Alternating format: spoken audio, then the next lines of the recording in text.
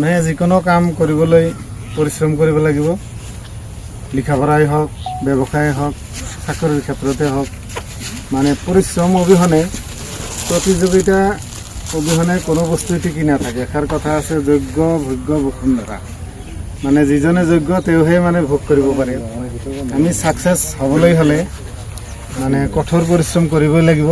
লিখা পঢ়া যেনেকুৱা matric higher secondary degree result কৰাৰ কাৰণে আমি বহুত অধ্যয়ন কৰিব লাগে, কঠোৰ পৰিশ্ৰম কৰিব লাগে, বাকী কামবিলাক বাদ দিব লাগে। ঠিক লাইফত ছাকচেছ হ'বলৈ, কৃতকাৰ্যতা লাভ কৰিবলৈ, চাকৰিৰ ক্ষেত্ৰত বা যিকোনো ক্ষেত্ৰতেই, ব্যৱসায় হওক, যিজন ব্যক্তিয়ে যিটো কাম কৰে তেওঁৰ সেই কামতেই বাকী সকলো কামবিলাক অলপ পাতল কৰি এই কামত বেছি মনোনিৱেশ কৰিলে, মানে আত্মনিয়োগ কৰিলে লাইফত ছাকচেছ হ'ব পৰা যায়।